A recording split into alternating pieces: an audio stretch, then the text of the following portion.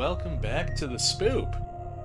And for the month of March 2023, we're going to be chatting about micro budget films. Happy birthday. Oh, thank you. hmm What the hell even is a micro budget film? Well, it's essentially what it says on the tin, a film made for a microscopic amount of money.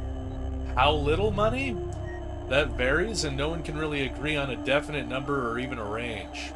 Well, not exactly, because the lowest amount of money you can make a movie for is nothing. And while troublesome, it can very much be done, although at that point it'd be a no budget film. Although sometimes they call budgets that even have a little bit of money in the budget no budget films, because it's practically no budget. So it's fucking weird. Uh, because even so-called low-budget films can have budgets of up to $20 million, which that's What? a lot of fucking dollars. The What? vast majority of which your average no-name, just getting started independent filmmaker just doesn't have access to. Mm-mm.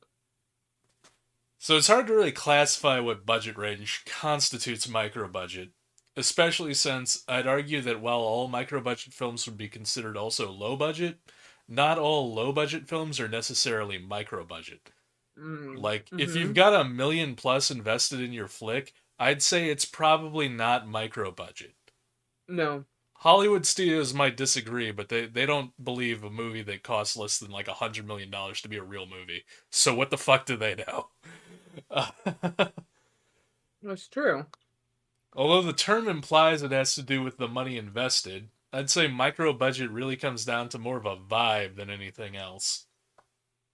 It's one of those things you can just see in the finished product, either because of a limitation or lack of special effects, or the fact that there's not a single recognizable actor in the entire cast, or that the entire cast looks like they might either be friends or family of the director, or some local theater actors practicing their craft on the weekend, or even just the director themselves.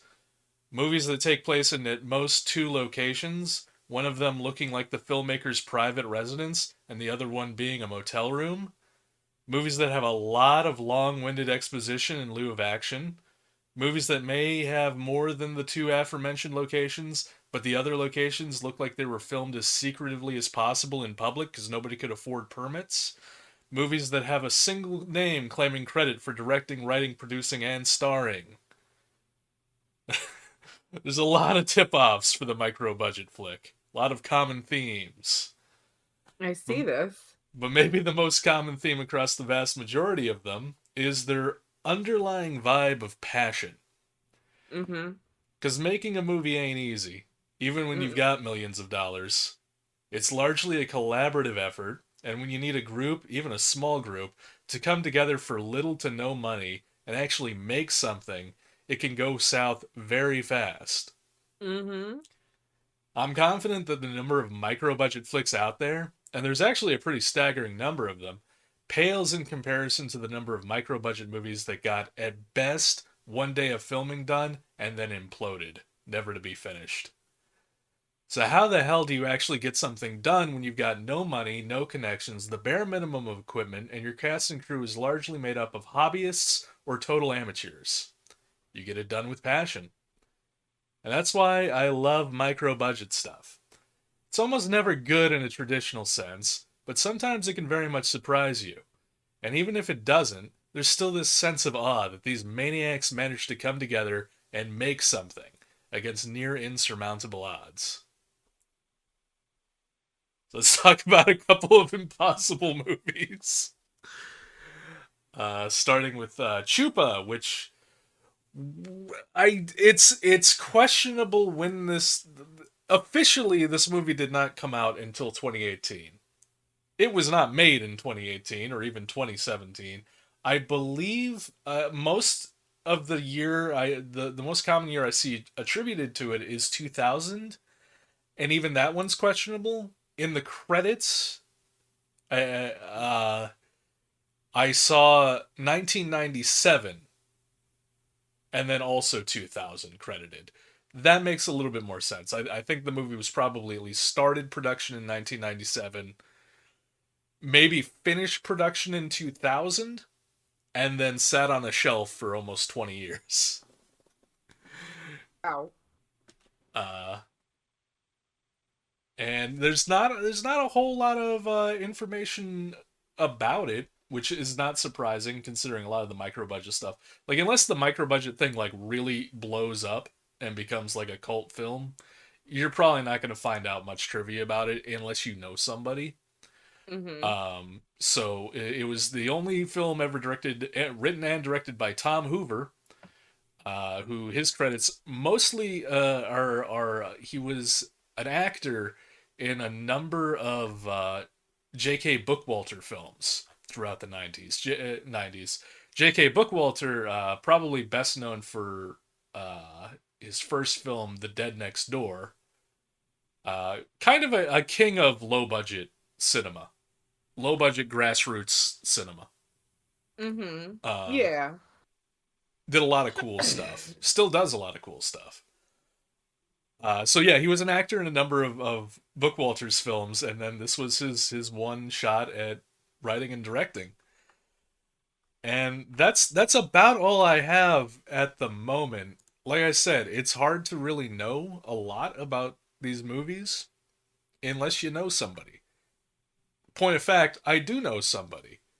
I know Jeff Holland, who played the titular character Chupa in Chupa. Did And he really? yes, yeah, Oh that's my the only reason I god. know about this movie is Jeff talked about it. He was like That a movie I was in back in a movie I played a monster in back in the 90s and then disappeared off the radar is finally getting released. That's the whole reason I bought this movie. oh man.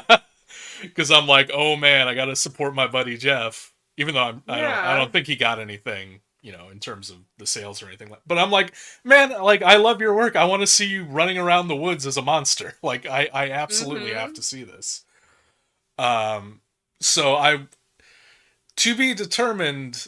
I haven't asked him yet, but I kind of very much want to sit him down for an interview and talk about Chupa with him, which may be included in this episode. And if it's not, well, something happened. But Mm-hmm. hopefully it is, because I imagine he's got some stories to tell Yeah, about the he's production. gotta. That'd be great. I'd love to hear that, honestly. Yeah, but it fits a lot of the tropes that I mentioned in the monologue. It's very exposition heavy. It is it the movie basically amounts to a random assortment of characters sitting in various rooms talking at length over and over Mm-hmm. again to the point that the movie like it didn't really bother me that much because I was kind of intrigued by it and I was having a good time with it. Right? And then it started to like drag on a bit, but as soon as like it got a little bit draggy on-y with like, oh my god, this is a lot of exposition. One of the characters herself literally calls out the fact that all they do is sit around and talk and don't do fucking shit, and it's absolute bullshit. So when the movie is self-aware enough to know Right? what its own sin is and call itself out in that capacity, I was like, never mind, I love this. They're aware. They know. Yeah. Um, but yeah, that's basically kind of the movie. Is like a bunch of people go out in the woods to hunt down a chupacabra, but mostly just devolve into long-winded exposition dumps with one another. Mm-hmm. As the chupa slowly picks them off one by one, and then it eventually reaches a point where it more or less just becomes a rehash of John Carpenter's The Thing, which Yeah. again was also very self-aware because there's the one scene when they're talking about the thing and which character could be the thing, and they really emphasize the words the thing several The times, and it's like, oh, I get it. thing. i Uh-huh. I Uh-huh. understand. Right? Oh yes, yes, yes, yes. Understood completely, 110%. So yeah, a lot of the thing influences a lot, and even more than that, I feel like it had a lot of X-Files influence to it. It felt a Mm-hmm. little bit like an extended like take on an X-Files episode. Oh yeah, yeah. I can definitely see that, honestly. So I honestly, like, I had a great time with it, and I'll be 100% honest. There's a part of me that once I see like that I don't know how to put it. Like when you look at a well-polished Hollywood movie, it has like that immersion to it. Like, you know, the camera work is completely smooth. Whatever fucking pretty filter they have over it just makes it look right. Right. Like it looks like a movie. Right. In a And traditional then sense, like what you've come to yeah, expect from, like, this is what a movie is, this is what it looks like, this is what it feels yeah, like. exactly. Like, Yeah. you know, everything's smooth and for the most part well done sometimes. Not always, not always, but you know, and you know, I'm not gonna lie, like when it first opened up, I'm sitting there and I'm like, okay, all right. And the acting was over the top. And the characters were ridiculous. And the premise was story was okay, but like all together combined, like again with that passion, I'm just hmm like I still had a fun time with it. Like it was I genuinely enjoyed the Chupa thingy. Yeah. The Chupa thingy. Chupa thing. The Chupa thing. Um like I legitimately had a really good time with it. And I found myself actually kind of enjoying the characters even though they were over the top because like each of them were their you know, own kind like they had one personality trait and that's all that they were good for. Yeah, That they was were. it.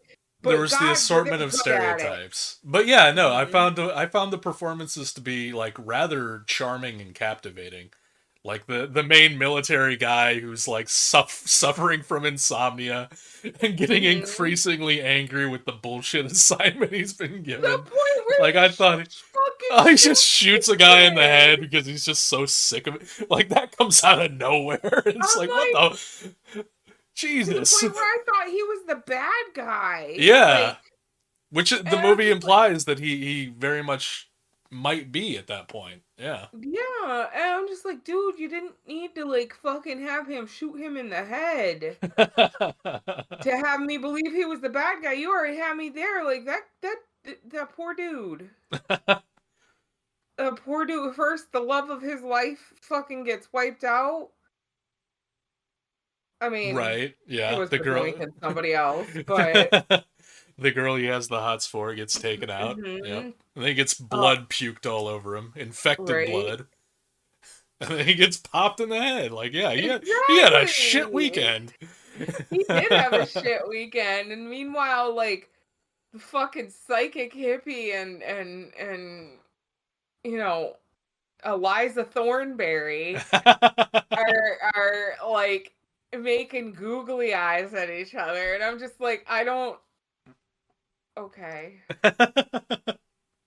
all right, all right. I'm entertained, but okay, all right. I'm a little. Did we need the romance subplot, guys? Come on, like, god damn it! Well, they But needed to pad out the runtime with more conversations between characters, clearly. if you're good Which tomorrow, shockingly maybe they I'll let you. uh, which I'm shockingly they didn't, psychic. because for a micro budget movie, this has got like an impressive runtime at an hour and 40 minutes. Like It usually they're not that. does. Usually a micro budget, it's lucky if it breaks an hour. Yeah, this is true. This So is like true. it's a full like 90 plus minute, well like 100 plus minute movie. Mhm. It's got a runtime. A lot of that runtime's full of talky. Mind it though, because like No. the dialogue was natural, but also surprisingly awkward, and like I don't know, the combination was just right. Like, and that's Yeah. not to say like, don't get me wrong, this wasn't a fantastic fit. Like, this wasn't like an amazing film to me, but like Mm. I don't think it was bad. It was just it was kind of in the middle, but like you can tell that like the potential is there if that makes any sense. Yeah. Well, yeah, no, and the length didn't bother me because, like, as you said, like the writing, I thought was very tight, and I thought the performances were a lot of fun. So it was just Mhm. fun, just kind of like existing in this weird world with these people, like out in the woods, like having these endless meetings, And and just the going men through in the the suits, minutia. Yeah, the men in the suits, the men in blacks. The Men in Black. Who Uh, are the Who are the Men in Black? you're embarrassing me. Uh, I really liked what was it? Seth? Yeah, Seth Corrales, played by Russell Coons. Like I thought he was a lot of Oh, fun. yeah. Kind of a blend between Carl Kolchak and Alan Ormsby. Oh, That's how he came yeah, across. I can see that. Which one was he again? If He I'm was remembering correctly, I want to make he sure was I'm remembering. the conspiracy theorist guy who's the chupacabra expert. He has the Oh, yeah, he's yeah, the guy yeah, who's giving the lecture at the beginning. yeah, yeah. I enjoyed him. Yeah, yeah, Yeah. him. I just remembered him as a conspiracy nerd. Yeah, yes. Yeah, I'll not lie. I'm terrible, even more so with names in this, and I don't have a good answer for it, but I remember their faces.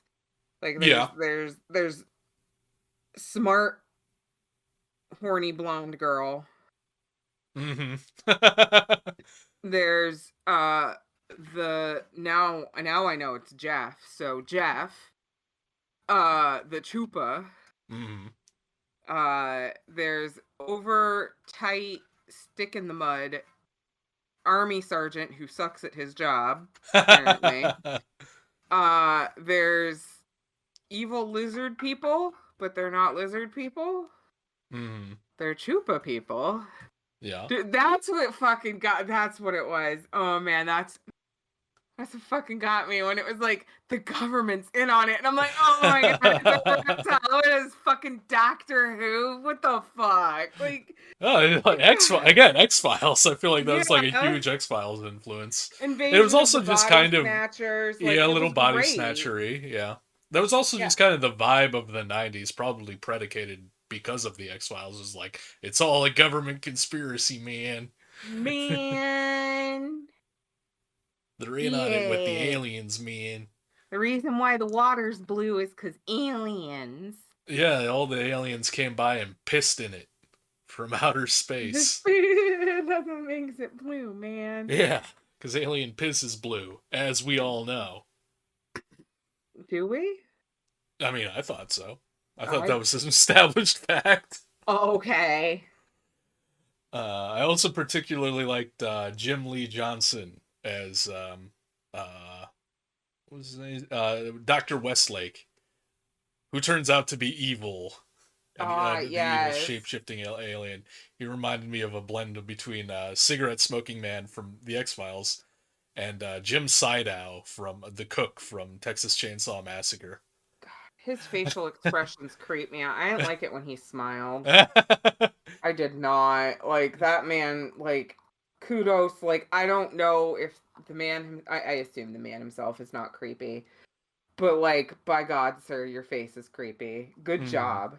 He Good also job. in a line in a movie of much dialogue, he had one of the best lines ever when he says, Mm-hmm. "Chupacabra's in the hood."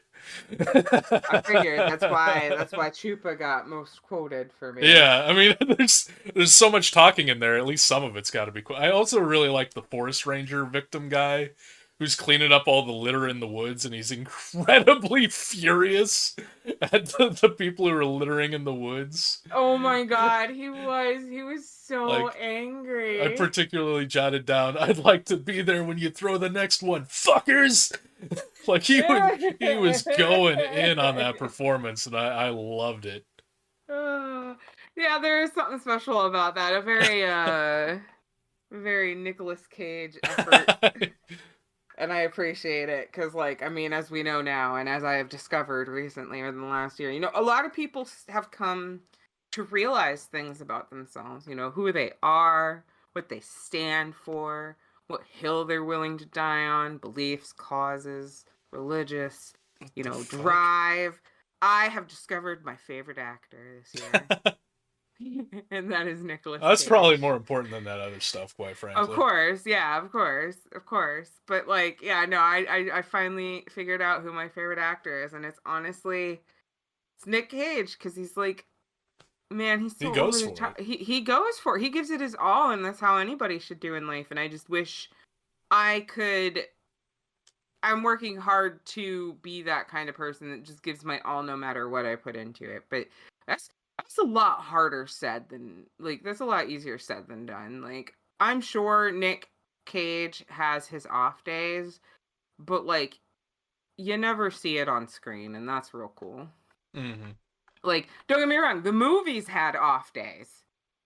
Oh god, Yeah. did the movies have off days? Oh, And I'm he's not made a lot of saying that. stinkers. He did, Yeah, especially in that era where, like, I guess, as the story goes, is like he had to take a lot of like less good movies, like a lot of direct to video movies, just to basically pay off debts.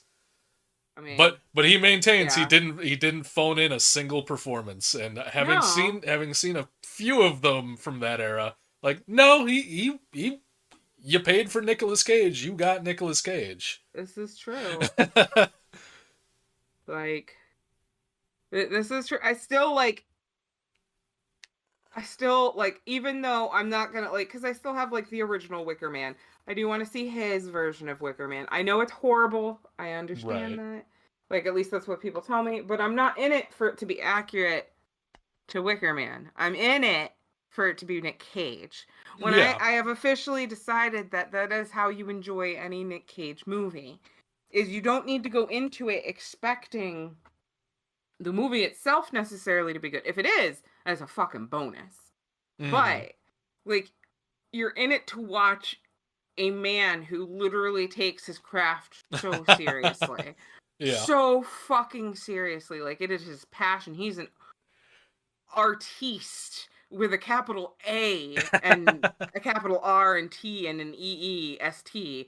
Like he is, and like I don't even mean that mockingly. I just mean that's from the interviews that I've watched thus far and stuff like that.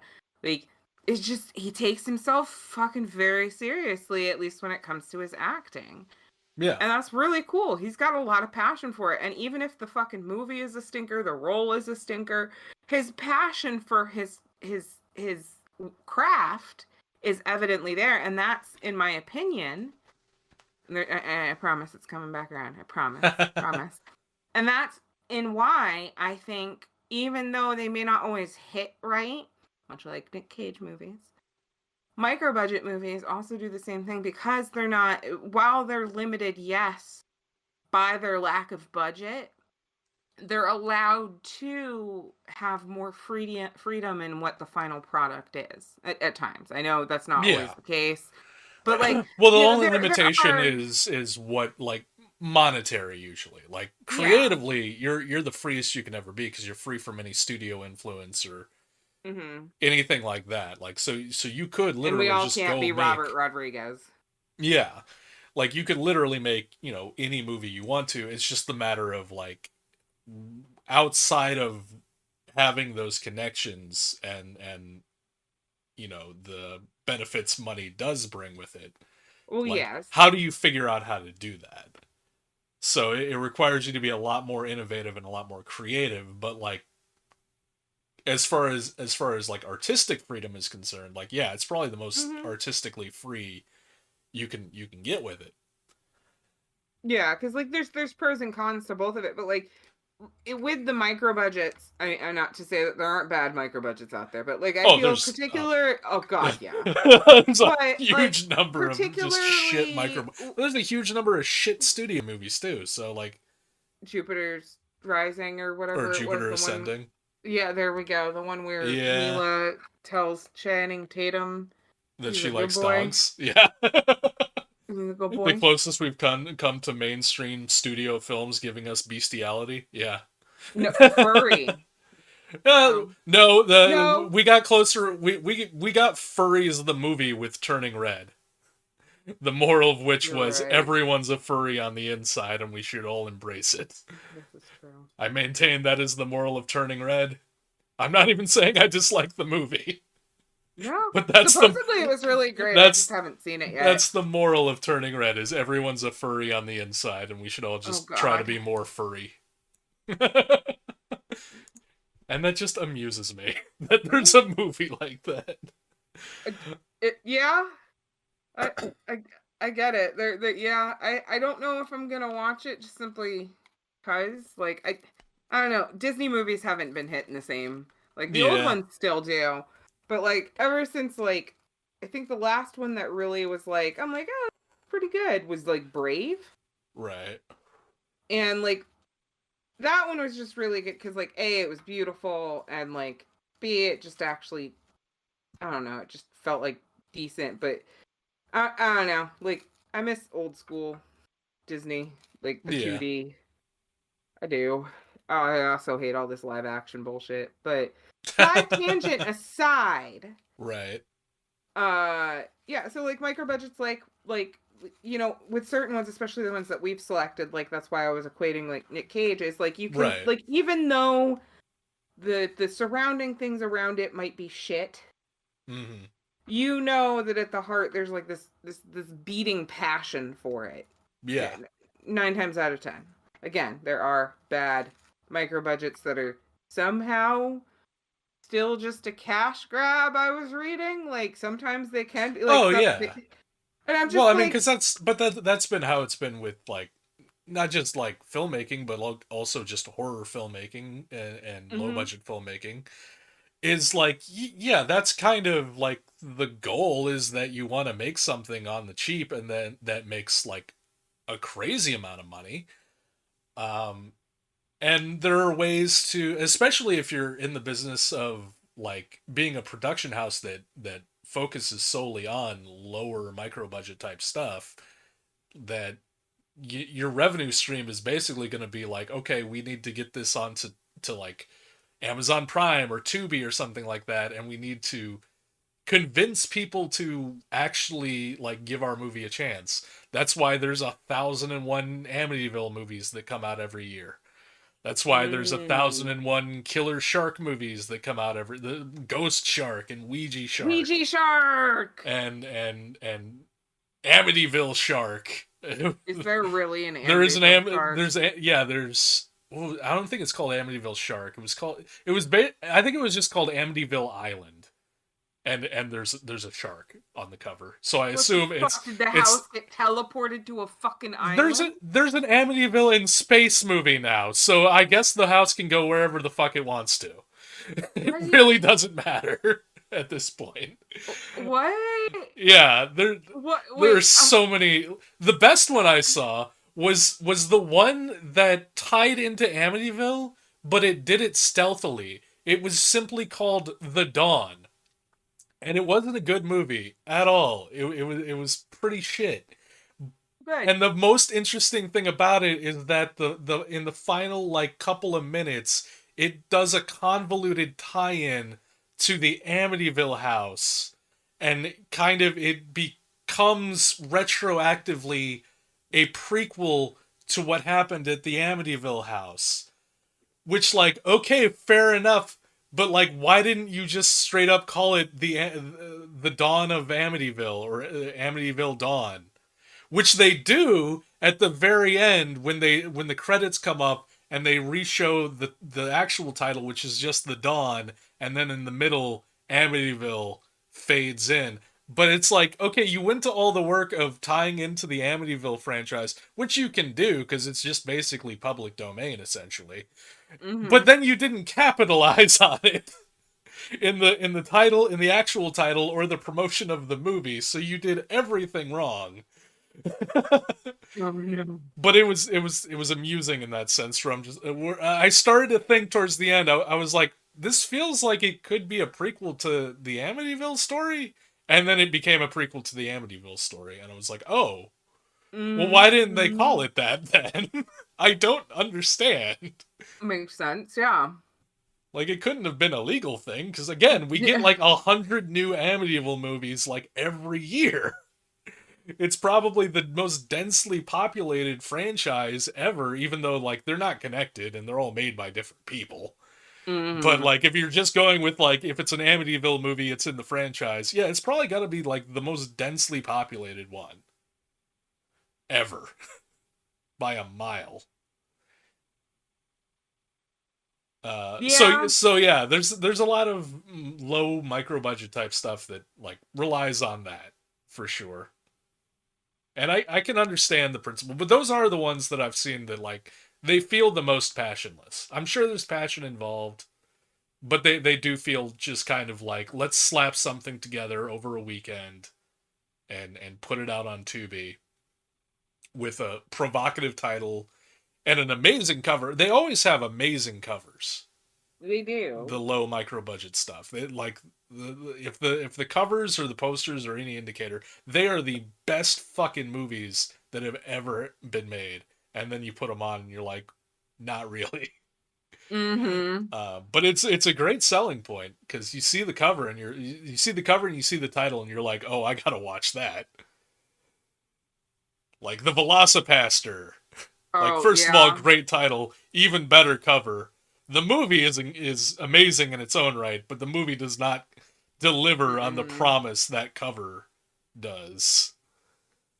Aw, that's sad. Because that cover is pretty fucking awesome. Yeah. But no, like you know, no, I really had a good time with Chupa. Like for me personally, it got favorite kill. I just I really think I was just so fucking taken aback by his sudden like sit the fuck down. He didn't sit down, then bam! I was just like, oh wow. Like that was surprisingly because it legitimately got a what out of me? Like an Yeah, it honest to happens. God, like I did not fucking see that coming. The fuck.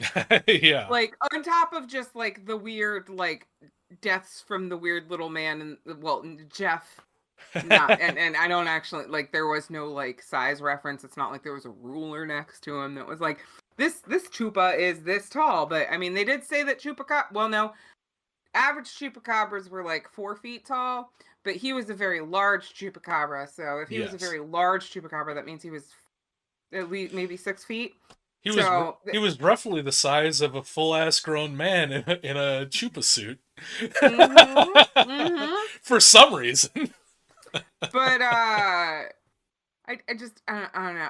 It really caught me off guard and like don't get me wrong, I loved the Abominations of Frankenstein. I thought it was a really good spin on it. Um but like I just I the kills in I know you got to see more also in Chupa. Like not I understand the Right. constraints because like in my opinion I think well, not even in my opinion. I can't find how much it cost everybody to make all these things, but I assume it's they did the best they could with what they had. Yeah.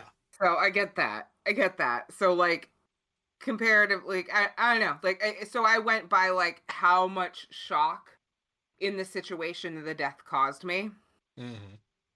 And like in that case it would have been Chupa. So cuz that's ultimately what I had to go by it cuz like they weren't it wasn't I wasn't immersed in it because like it's not like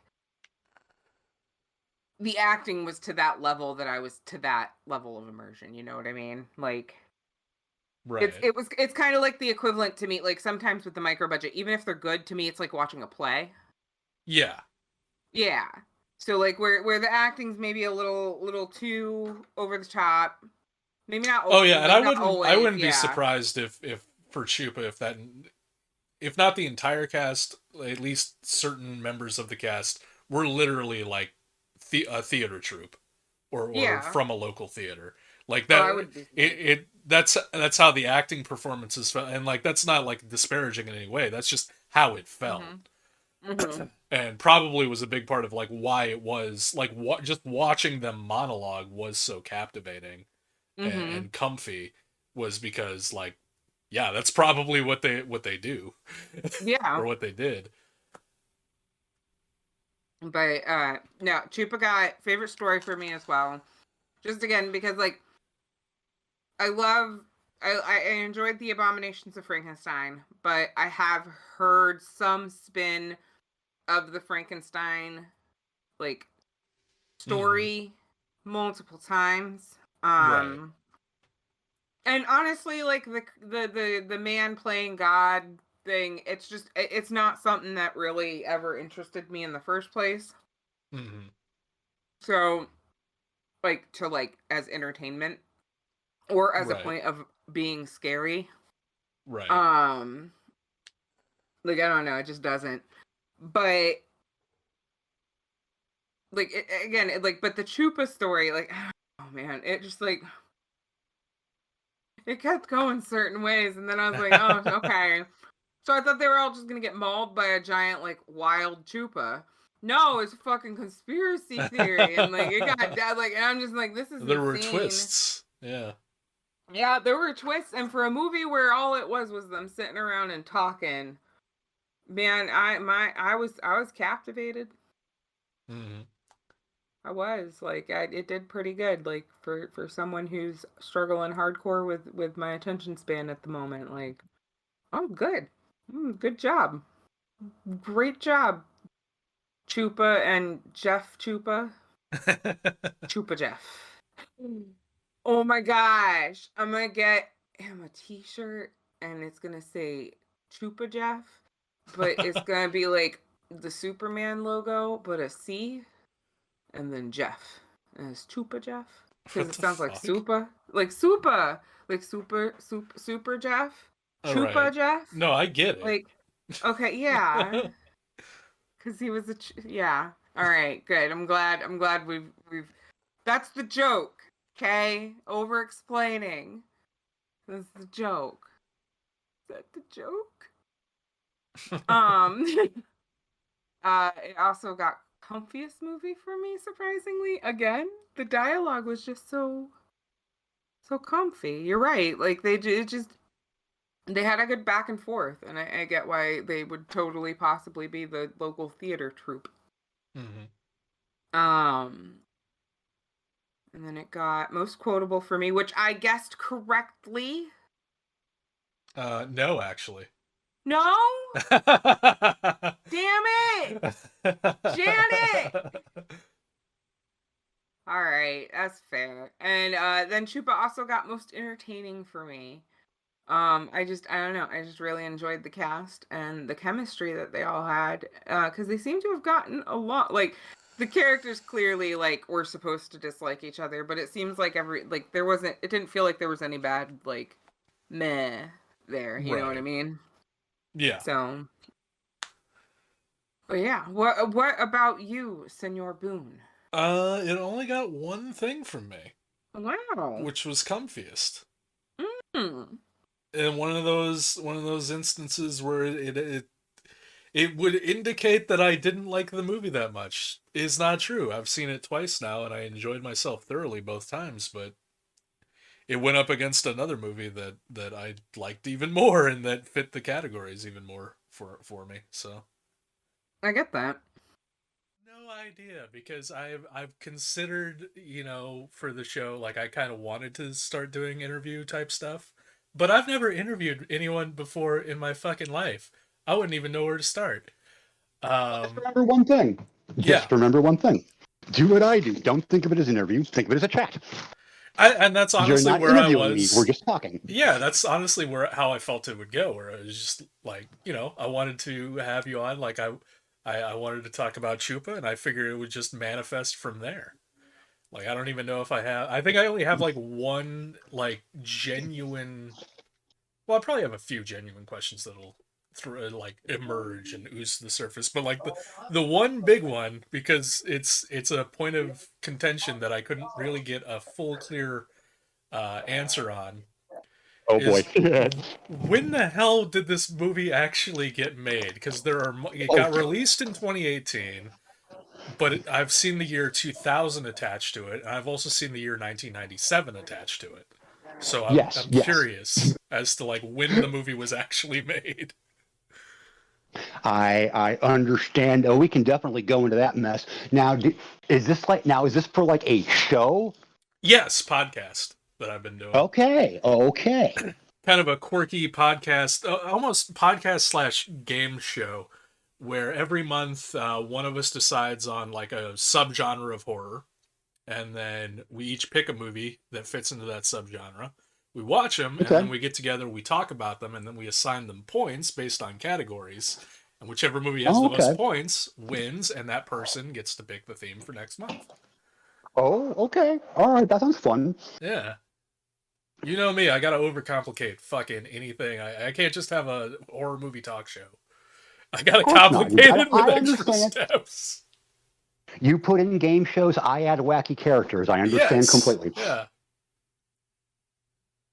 So So do your thing, man. I am here. It's weird being on somebody else's show. I enjoy it. right, right. Well, there's no real preamble. I'm just probably going to edit this into the rest of the show somehow. Okay, Uh, okay, understood.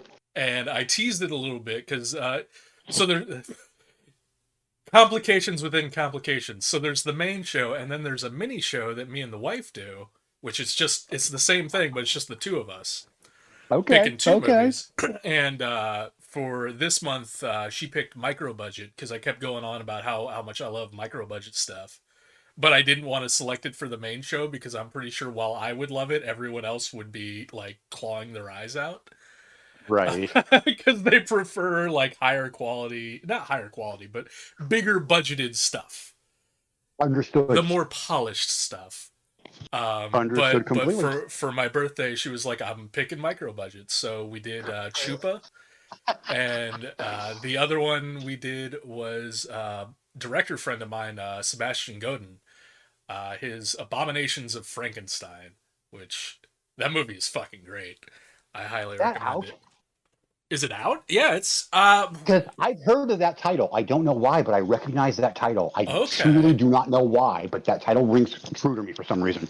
It okay, yeah, it is out. I think there might be a physical release. There might have been a limited physical release that I don't know if it's still available. I know he just sent me a digital file of it. No, that's awesome. No, that's cool. Very cool. But yes, we were talking about Chupa, and one of the things that we were talking about is that because like I like to like do a little bit of research on the movies and like provide factoids and little behind the scenes stuff Absolutely. where I can. And I was lamenting the fact that like with a lot of the micro budget stuff, unless it blows up and becomes a cult classic, you really never find out too many unless you know somebody who worked on it. Yeah. You don't really you don't hear any stories, there's no trivia, there's nothing. And I was like, funnily enough, I know someone who worked on it, and maybe I can get him on to talk about it and give us some details. So that was the impetus behind well, Oh what yeah, this is. geeky makeup 20-year-old is here to answer what I can. And I will start off by answering the first question asked. We filmed it in the 90s. Okay. Just It was generally filmed. throughout the 90s. I don't remember. I honestly don't remember. 97 actually sounds about right. I got that year from the credits of the movie itself. It said That no, that 1997-2000. actually does sound about right because I did it fairly early in my 3 years of unending theater. Okay, okay. I was doing like from 97 to 2001. Every day I was either rehearsing or performing in something for 3 years straight. I did over 100 Jesus. productions in those 3 years. I will never. Jesus. And it nearly killed me. I I mean, had a, I did a little bit of theater work in high school, and I just remember one year for the finale. I think we did Nutcracker, and I was a stagehand, mm, and that was like 3 days. Like I worked so hard those 3 days that as soon as it was over, I went home, went to bed. I didn't wake up for a full 24 hours. So I can only the imagine. yes, 3 years. 3 years. There may have been a couple of days in between, but yeah, no, we filmed Chupa. It was like right before that happened. I remember because I had a little bit of a break after the movie, and then I started my never-ending theater career, The theater grind. which Holy of course shit. eventually ended when I got sick of doing theater. Of course, yeah. And as a matter of fact, I think it was those 3 years that killed my theater Yeah, I feel like career. grinding that hard for 3 years. Yeah, either it blows up and you're on Broadway, but you're still kind of burned out and hating it, or you're just burned out and you're like, okay, I think I'm gonna turn my eyes elsewhere. Seems like I a don't know. reasonable. I don't know if you could tell or not, but there were a lot of theater people in that movie. I was gonna say it felt like it was a group of theater people like kind of on their days off because the acting in it is it's very theater and it's very Yes, and I think that lends to that helps the movie because it's a very talky movie. It's yes, a yes, it lot of is. talk. But I was Yes. never Yeah. at no point was I actively bored with all the talking. I was into the characters, I Okay. was into the performances, and the and That's it awesome to know because yeah. you're the first person who's actually said, "Oh, I saw it. It actually wasn't that bad." I No, honestly I didn't know. really enjoyed it. Like full. I mean, I was a little biased going in because it's you. Right, You're right. not in the movie much, but you're in the movie. So No, I am not. I was already And we can talk about predisposed to that. being like I enjoy that. We can But definitely talk about me not being in the film much because I do have issues. okay. But yeah, it felt like it was a group of theater actors Yes. and just kind of practicing their craft and having a good time with it, or maybe not such a good As a time matter of with it, fact, but they were performing and like I like the performances. the our I can't remember the character's name because I have to admit I haven't watched it in a while. But our young police officer, Young police officer. I mean, he might have been a police. He may have been a ranger. His name is Connor McGarvey. Is the actor who played him? The guy who's the forest ranger who's like kicking over beer Yes, cans Forest and Ranger. I Yes, yes. fucking loved that guy. He's only in the movie for 30 seconds, but I loved his performance. The younger dude. Okay. Yeah, I think he was Sorry, the younger. younger dude. The one I Uh killed. The one I killed. oh, that dude. Yeah, the guy who looks like Leon Kennedy. Yeah, him. Yes. Yes. Okay. Yeah. I met him in the show shortly before that. We were doing dueling productions of Dracula. As a matter of fact, I was playing Renfield in the adult production. He was playing Jonathan Harker in the kids version, and Ah. we became friends through that. His mother was also in the film. Okay, who is she? Or do you Oh not remember? man, I'm not gonna lie, I don't remember. That's fair. That's fair. Because I mean, you have to understand, like stuff. I mean, I do have some stories I can tell you about the makeup and actually filming Mhm. the one night because we did a one overnight shoot where all the full body shots were done. Right. It felt like that. All of my stuff was done in one night. Yeah. They did. They had a couple of close-ups, but it was all in one overnight shoot.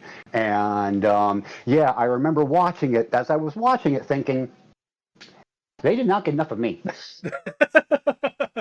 And I don't mean that egotistically. I mean, I honestly, I felt like Tom had like reused a couple of shots of me. I don't know if that's true or It not, but it felt like a couple of shots were repeated.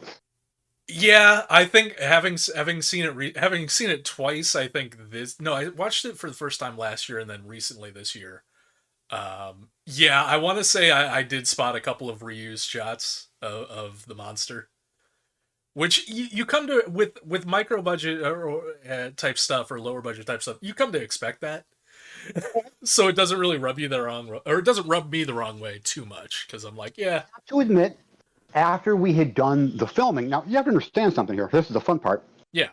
After we finished the filming, I didn't hear anything for 30 years. It just vanished. I mean, okay, I am not grouching, and if the director actually hears this when I post that I did this and he reads, I hope he doesn't get mad, but I never even got paid for the movie. Oh no. I still have not gotten paid. Was there like an agreement that you would be paid? I was told that I would get something for shooting, yes, since I was being covered in makeup and stuff, that I was going to get some sort of remuneration from the filming, and then the film just disappeared. Oh And Jesus. I didn't even think about it for decades until all of a sudden, a couple of years ago, I see on now the director, Tom Hoover, Yes. who I'd also done a lot of theater with. I did a production. I first met him, as a matter of fact. I was in a production of Murder in the Cathedral. Okay. And he and I were both part of the knights who wind up killing Beckett at the end of the play. And he was a creepy motherfucker. Oh. And I don't mean this personally. I just mean like character-wise. He disturbed the Okay. hell out of me on stage. Okay. He was the darker of the conspirators, and oh, I remember acting opposite him. He creeped the hell out of me, and he had done like I had done. Micro budget, so you'll recognize this name, The Dead Next Door. Yes. Yeah. I'm in The Dead Next Door as well. Are you really? Oh my God. I am very, very briefly in it, but yes, you can see me, or at least part of my head is in one of the zombie scenes in the very beginning. And I also played a cultist, and I got my throat slit at one point. Oh, I've been meaning to go back and revisit Dead Next Door because I haven't seen it in a lot of years. And now There's I'm even more another. motivated to go back and watch it.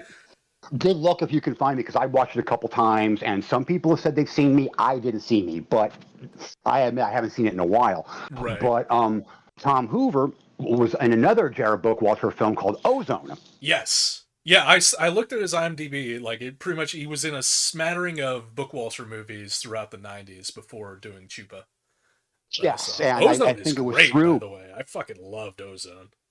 Ozone. That's one of my favorite roles of his. I loved him in that movie. I Yeah. did. But yeah, no, he said way back in the beginning that I was gonna something. Yes, I'm gonna harp on this because it amuses me now. I'm not bitching, folks. Do not tell it the man if you find him. I don't care. Right. But I mean, and I was mad because he contacted me before the DVD came out, and he's like, "Hey, we're gonna shoot some behind the scenes," and I wound up missing the day completely. Oh, So I missed being on the DVD because I had the day wrong. damn. Yeah, I was a little bit upset by that. I'm not going to lie. Part of me was seriously thinking about recording a commentary track just for singles and putting it somewhere. That'd be great. I mean, since The I'm in the unofficial, film, the official, unofficial Chupa commentary track. That's on brand. I was going to say, if you know me, you know my brand is unofficial officialness. So, Yes. hey. But no, it was, and he like Tom Hoover said that he was going to be doing this monster movie, and because I am, I'm a tall, lanky, skinny motherfucker, Yeah. he thought that I would look really great as the monster, and I am like, you want to make me a monster in a movie, and I'm going to be covered in makeup? Oh fuck yeah, let's do this shit. Pardon my Hell language. yeah. Oh no, it's fine. We curse all the time on the show. Okay, don't feel that bad. So one night. Um, I got to have the makeup artist come to my house, and I got the full plaster of Paris over the head. Mm-hmm. And I had never done that before. And I can tell you, as someone who was mildly claustrophobic, that was fun. Oh God, yeah. But I didn't mind that much because I'm like, I'm going to be a monster in a movie. This is so awesome. Yeah, that's cover me. fueling. I don't care. Yeah. And they took some plaster. They did my head, and they did my hands. Right. Yeah. And then we had done a couple of close-up shots of like the hands and stuff like that.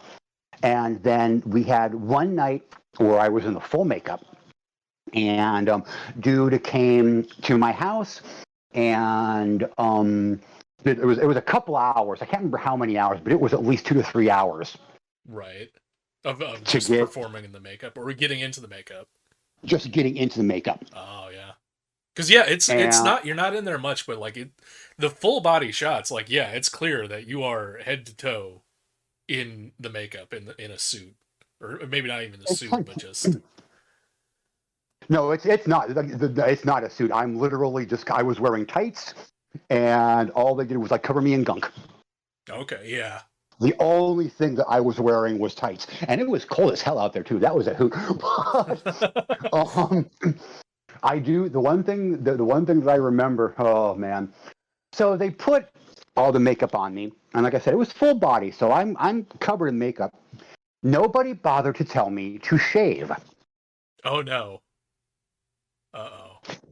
So I didn't shave anywhere on my adult body. Oh no. After we finished filming, apparently my screams as I was trying to get the makeup off and pulling the hair out of various parts of my body were quite loud. Is it the sort of thing that you regret that somebody wasn't recording them because they could have used it in the movie? Yes. And apparently on the DVD, apparently there is behind the scenes footage of me bitching out the makeup man. Oh shit, I haven't watched any of the special features on there yet. Now, that being said, I don't think I was doing it actually angry. I think I was joking, but if I come across as a dick in the special features, if anybody watches it, that's why I was not told to shave the crotch. Yeah. The I mean, that's an bad. understandable reason to get irate with someone, I would say. When You know, I mean, it's a simple thing. By the way, before we do this, you might want to shave. That's yeah, all they had yeah. to say. Do you Now, aspire to rip your own pubes out later tonight? No, shave that shit off. That's all it and that takes. was and that was actually the second time that happened because also amusingly on the Dead Next Door, the one overnight shoot that I had done, I got covered in Kara serpent blood as a zombie, Oh yeah. and nobody bothered to tell me to shave. So I don't know how much of the blood when I was getting that off was the fake stuff or my real stuff. Oh no. Yeah, that shit. Like especially when it dries. Like, ugh. And let's not forget, this is in the 80s and 90s. Mm-hmm. When makeup was not as I know makeup effects have gotten less painful nowadays, I believe.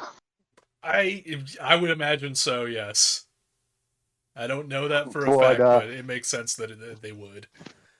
but yeah, the big thing that I remember is the shower from hell, um them feeding me because you saw the film, you saw that beak that Yeah, I you've got a had. beak. Yeah.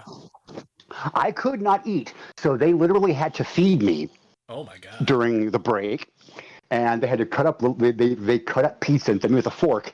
Anytime I wanted a cigarette, I wish there was still a picture because there was a picture floating around somewhere of me in full costume with a cigarette holder, Oh a my long god. cigarette holder sticking out of my Chupa mouth and a cigarette on it. In it. I know this exists. I know it was taken because somebody found the cigarette holder for me, and I wish I could find that picture because that would be hysterical. No, that sounds like an incredible. Like that. There's your behind the scenes shot right there. There it Yes, is.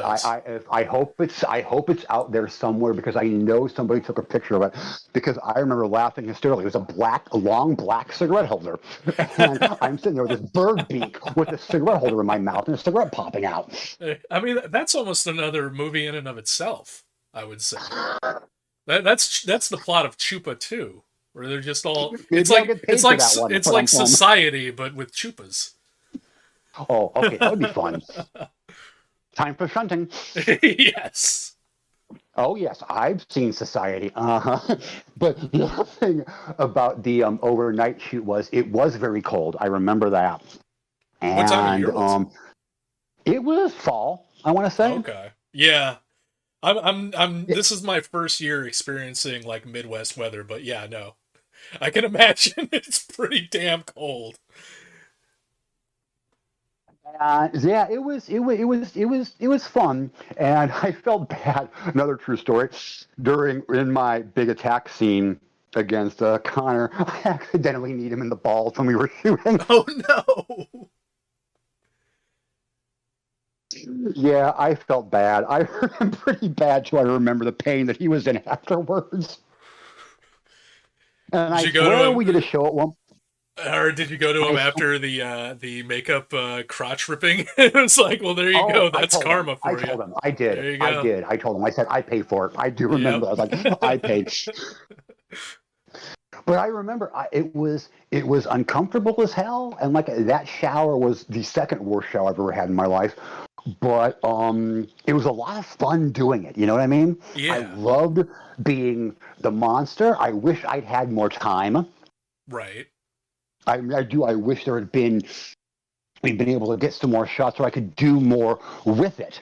But when I watched the film, I was like, I for 97 and for only being on screen for maybe 5 minutes, I don't look that bad. No, no, the makeup looks great, and the performance is like you're a great monster in Thank you. I greatly appreciate that for the 5 minutes that I'm there.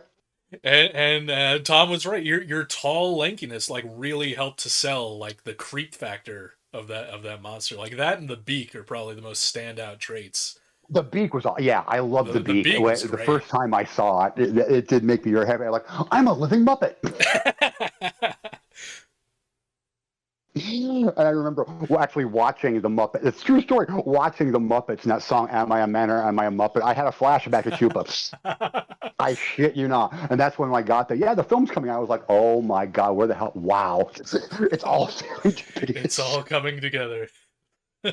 It's it's insane. But literally, we didn't even think about the film for decades. I'd almost forgotten about it until Yeah. we got all of a sudden it's coming out. And all of us were just like, the fuck?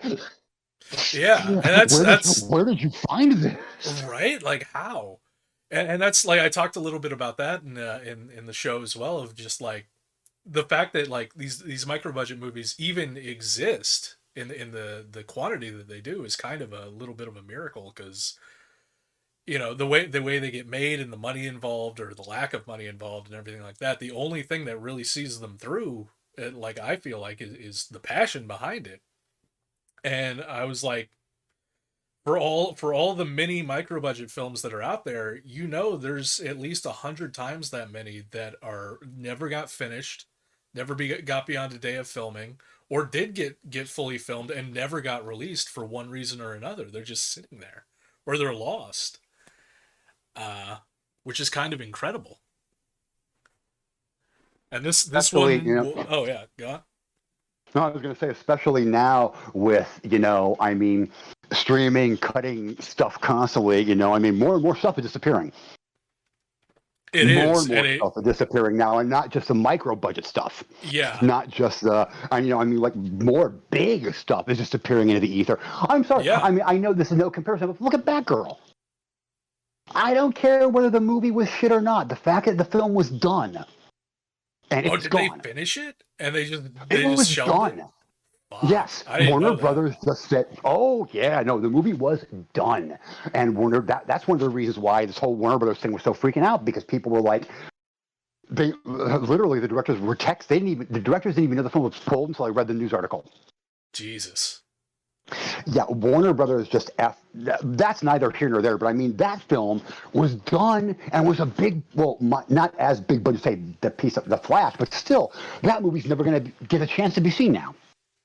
Yeah, it's insane, and especially this is why, like, more and more every day that passes, I cherish my physical media collection, and I do everything I can to grow it. Because the most recent story I remember reading that like pissed me off and reinforced my physical media beliefs was I believe it was Paramount Plus took the Jordan Peele Twilight Zone show completely off their service. Yep. That's their own content. Like, they don't got to pay nobody for that shit. That's just their own original content, and they just deleted it from their service. And like, that's the type of shit that these streaming services can just do. Like, either they lose the rights or they just choose not to offer it.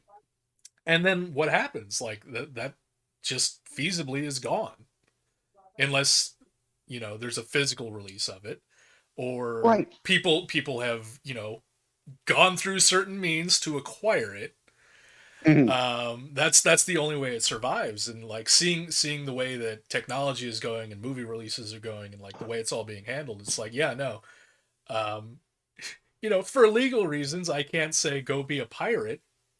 However, I would say that the need for a certain degree of piracy has never been more necessary, in my opinion, just for the sake of preservation. And yes, no, that is very true.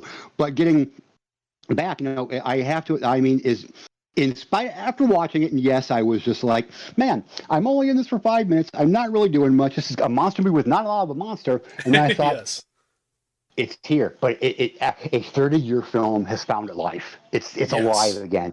Even if nobody sees it, it's not just streaming. There is a hard copy. This film exists now. yes, no, and that's like probably on top of just like knowing you were in it, and that made me excited to get to see you play a monster I really on do. film. Like, it really made me excited. But yeah, just that as well. Like, the fact that this movie, like, it was gone. It was in the ether, and then it manifested and is now released and available for people to check out. Like, that just makes me super happy. And it does kind of sadden me that there weren't more of the online places that we're talking about that, because whether you like the movie or not, and I mean, I can definitely see where people would not like Chupa. I can certainly understand complaints. Yeah. That being said, I just had a point and I got derailed, and I'm not even stoned. I got Amtrak and I'm not even high right now. What's wrong with me? You got you got to come to Illinois. That'll fix the problem. I got a dispensary within walking distance, brother. Oh, damn. Anyway, that's not. No, I mean, I'm surprised. This was my thought. It kind of upset me that more of the websites weren't going, hey, here's a film that was lost for decades. It's now back and you can own it. Not just stupid own it. And it kind of upset me that more of the horror sites weren't going, hey, here's a lost horror film. I did not see a lot of those at all. No, I didn't. I follow. I think they're officially called Make Flicks now, but it's basically Tempe. Like I follow them on Twitter, and they promoted it, but like no one else really did. They promoted it, yeah. And I even went to like places like Bloody Disgusting or Fangoria, and I was like, hey, this is a lost horror film. It's been gone for 30 years. It's back on. I'm in this. Take a look at it. Right. And I got nothing, no response at all, and I was like, oh, okay. Fine, be that way. And again, I mean, I get it, because I can certainly see looking at this film and going, oh, gee, theater people doing a movie, blah, blah, blah. But I'm like, it's a lost film, for fuck's sake. That alone, for decades. You know, I mean, that alone, it'd be just, I don't want to say cinemas, but film lovers should be like, it's a lost movie. What is this? Well, I mean, and to that point, like, I remember, what was it? Don't Look in the Basement 2. That legacy sequel that came out, that got made like 30 years after the original by the son of the original's director. Like that got way more press because of that reason. Like nobody really had probably seen Don't Look in the Basement probably for many years. It's not a particularly good movie from what I remember. But the sequel, I haven't. Hang on. You like Don't Look in the Basement? If you're okay, you brought up Don't Look in the Basement. We're gonna have a little Don't Look in the Basement tangent here. To be fair, I need to rewatch it. I haven't seen it in probably 20 years. Oh, neither have I, but I still remember vividly. There was a local channel, one of my local TV channels back in the UHF VHF days. Right. One of my locals showed horror movies every weekend, and one weekend they were showing Don't Look in the Basement. And I remember watching in the opening scene, there's a doctor going to talk to some crazy dude chopping wood, and the wood chopper kills the doctor with the axe. I was like 10 or 11 when this aired, and that scene scared the bejesus out of me. Even on television, gore cut, it scared the hell out of me. I watched the entire film, and again, kid, that movie terrified me. I watched it again like as a teenager, and I'm like, there's a creep factor to Don't Look in the Basement that still works. There's a creep sleaze factor. That's really interesting. So for you, Don't Look in the Basement to you is like what Troll 2 is to me. Because I saw Troll 2 first when I was a kid. It scared the shit out of me. Troll 2 scared you? Yes. Troll 2. Troll fucking 2 scared the shit out of me. I'm not going to let you piss on hospitality. It scared you. As a kid though, I didn't notice any of the bad acting or the terrible dialogue. The only my most vivid memory of that, like kind of like the axe scene, which now that I remember it, that axe scene was straight up ripped off by what was it, Friday 5? Oh yeah. I remember Friday 5 going, that's Don't Look in the Basement. I remember that. Yeah, but particularly the scene where the girl gets turned into slop, and I think we've talked about this before. Like I had the revelation on your show that scene of the girl being liquefied and eaten was somehow got into the subconscious of my brain and inspired part of Black Melt. Yeah, I do remember that now. I do remember that. Oops, you still there? Yes. Sorry, my phone dropped. My bad. Okay, continue. My bad. But yeah, so that's interesting. I really need to go back and watch Don't Look in the Basement, because I've been meaning to. Because I remember watching it. I was older than you were, and I was like, it's okay. But I think I was also in the era where I was a real like kind of horror movie snob, where if it wasn't like the best of the best, I was like, this is it's okay, but it's shit. I've grown out of that phase, thankfully. Because it means I get to enjoy a lot more shit, including stuff like Chupa. Like 18-year-old me would have probably fucking hated Chupa. It would have probably been bored out of my fucking mind. And understandable, understood. But That modern makes a lot of me, sense. I'm just like, there's so much fucking charm in this. I love the characters. The monster, although not there nearly enough, is really cool. Like the only it's fucking hilarious too, because the moment in Chupa where I started to get kind of bored of all the talking, one of the characters actually starts bitching about how all they do is sit around and talk, adding in just that one like little Like, iota of self-awareness that I'm like, okay, you pulled me back in. I you know what's fucking love funny? this. Yeah. That scene did the same thing for me too when I watched it. I was It's the at the exact same way. I perfect was the moment. exact same way. Yep, Yeah, yep, it's yep. at the perfect moment. And you know what? This is going to be funny, but I can now I can compare Chupa to John Wick 4.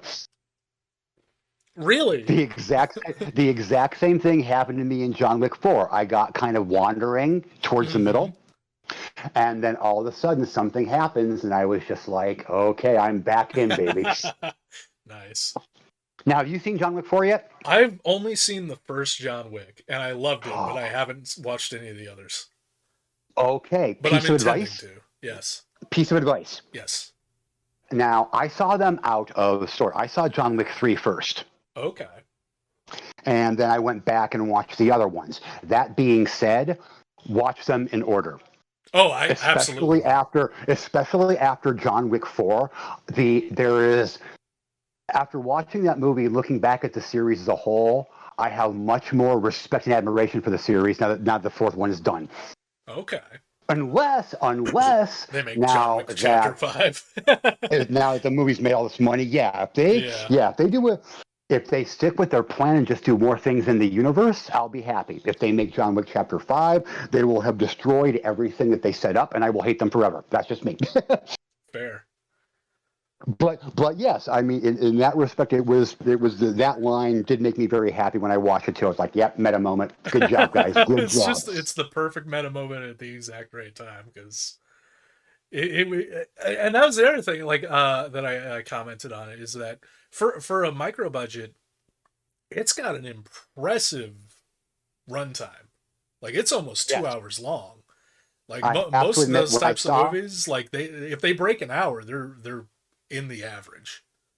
when I saw the runtime before I watched it, I was like, oh, Yeah. okay, let's see how this works here, because I was a little bit concerned about the runtime myself, but it worked. It did. It did work. It didn't. It was paced well, even though it's a bunch of talky. It was paced well enough that it does not feel like it's almost 2 hours long.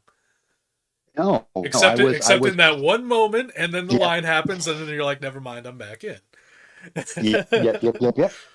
It does. I'm very glad. I'm very glad that it worked for you the way it did. I honestly wasn't sure what I was going to be getting into with this. It was sort of like, hey, if you didn't like it, you didn't like it. But I know he's not going to be a dick because we're friends, because he'll be mockingly a dick. So that's cool. Yeah, like we've had disagreements in the past, and Yes, we're playfully agree with each other, and we respect we each can other's have a opinions. conversation. We can. We can have a conversation. Exactly. That's why I was like, okay, if he hates it, it'll be weird, but I can get through this no problem at all. So the fact that you liked it makes me feel a little better. I think you liked it more than I did, actually. I might, but it was so, like, on top of all the other things, like, it also just evoked like a very it took me back to the 90s, and it really reminded me, like, I was watching kind of like almost an X-Files fan episode, like a fan-made X-Files episode, which that just it really, like, as a kid who grew up watching the X-Files, it really satisfied me in that way. I am perfectly fine with it. I like that. And I will definitely you'll definitely have to let me know when this gets posted, because I will definitely tell the director. Okay, yeah. To listen to this, because I mean, I was going to tell him even if you didn't like it, to get somebody talking about the film. But now that I know that you actually appreciate it, he will definitely want to. I think he'll like to hear this conversation. Oh yeah, no, I would love for him to listen in. And I do want him to know the fact that I didn't get paid. Giggity. I'm kidding, Tom. I am kidding. I'm such an asshole. I mean, I knew what I was getting into. If there wasn't going to be some hot tea served, I was going to be very disappointed. Okay. Here, I'll say here. Now I'll serve some tea. The very best I can say is Chupa is a fuck ton better than Things. I still have not seen Things. I'm a little intimidated by Things. You should be, Indy. You should be. Yeah. Not on top of the fact, like all the discourse about it because they showed it on the Joe Bob show. But Oh, they did? even they did shot on video week, and it was Things, Oh my and god. I believe Oh my Sledgehammer god. was the other one. You know what? I haven't I watched can't either even of them watch. yet. I bought the riff tracks for Things, and I can't finish it. Oh my god, that was like me with I riff have not. tracks and Twilight. I have not. I have not been able to finish Things. It's worse. It's like Manos: The Hands of Fate all over again. I saw the movie before the riff tracks. The films are so bad. I cannot. I don't think they're funny. Yeah, Manos and Things hurt me. trying to remember. Like I know I've seen the riff tracks of Manos. I don't think I've ever seen Manos unriffed, but Yep. I can imagine it being quite a slog because that I movie really is many. bizarre. True story, many years ago. We're talking the 80s when I was in my convention phase. A Yeah. buddy of mine had gone to a convention and he said, I picked up a movie you're not going to believe. And it was a shitty copy of a shitty copy of a VHS of a copy of a VHS. That, and you know what I'm talking about at Oh conventions. You know yeah. the type of Oh video. You yeah. know the No, VHS I've tape. I've still got some bootlegs. Yeah. And it was Manos, and we watched the entire thing, and Oh I didn't speak no. to that my friend for 2 weeks after that movie. Holy shit. True, and then Manos when I ruins finally found, friendships. yes, It's worse when than I found Monopoly. Mystery Science Theater and I saw that they did Manos, I was like, oh, maybe this will make me feel better. It took me a year of Mystery Science Theater fandom before I could get through Manos, Oh my god. and I still can't. It's rough watching that episode. See, I might have a funny thing about Things is before it got like kind of a second life on Last Drive-In, I have a book. It's like a collection of zines from I believe the '90s called Cinema Sewer, which is a bunch of like reviews on horror movies, cult movies, Yeah, porn. Cinema Store. That sounds familiar. That does sound Yeah, familiar. it's a great Robin Boogie Okay. is the guy that does it. Great fucking series. Great reviews. And he had like a full like maybe 2-page write up on Things just talking about what it was and how it will break you. So that was my introduction to Things, and then to see it go on the Last Drive, and I was like, I don't know if I'm ready for that one just yet. Here's the thing: you take a look at a film like Troll 2, Yes, and you can laugh at Troll 2. Troll 2 is funny. right, yeah. Things is not funny. I did not laugh. I found nothing about that. It like, much like Birdemic the first time I saw it, it legitimately physically hurt me to watch this film. And see, here's why I might have a stronger appreciation for Things if when I watch it. When I watch it, I'm eventually gonna probably see it. Understood. You have to see it, Andy. You have to Yeah, see it. like at this point, like I actually absolutely have to see it. But like for me, like it sounds like a classic 1 out of 10 movie on my ranking scale. 1 out of 10s, they cause me physical pain. I hate every instant of it. They've done everything wrong. They've pissed me off, and it's just an absolutely miserable experience, and I can't stand it. And yet, I'm apparently such a horror sadomasochist that even though I despise the 1 out of 10s with every fiber of my being, deep down I kind of sort of love them because they hurt me so much. So I feel like that may be my reaction to Things. You know, I can't. I can't say much. I unapologetically love Grease too. So Fair enough. Hell, I unapologetically love Breaking' too. I love both the Breaking' movies. apologetically love Breaking'. I was so fucking shocked. I got them at like Dollar Tree, and I'm like, oh, I've heard about these movies. I fucking loved both of them. I thought they were wonderful. They And I are so and I'm not a 80s. musical dance movie type of guy, so like the fact that they landed with me, I was like, oh shit, there's something here. What was the one dude's name? Shabadoo. Um, Boogaloo? Some guy in that movie, I think it was Shabadoo, I think that's his name. I don't know why I bring it up. It just makes me giggle that somebody had a name like legitimately put on a credit, Shabadoo. Yeah. What I loved was like Break into Electric Boogaloo, like the most quoted sequel name ever. Yes. Electric Boogaloo. There's a character in the first film named Boogaloo. Yep. And you see Break into Electric Boogaloo, you're like, oh, it's gonna be he's like a minor character in the first one, so you're like, oh shit, it's gonna be Boogaloo's movie. He's gonna be center stage. He's not even in the fucking movie. He's just not there at all. But the movie is named after his character. I fucking love that. Canon. Canon Oh, films were I just love it's a okay. There you special. go. It's a special flavor. Two words. I will say two words, and I just want to hear your reaction. The apple. I've not seen it. I've seen a review of it, and it looks fucking nuts. It looks like the You sort of haven't. movie I would love.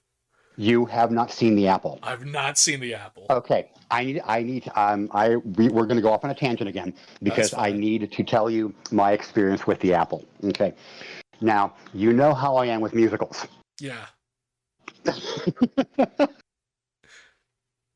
All I knew going into this movie, when I saw it the first time, was that it was supposed to be a horrible musical.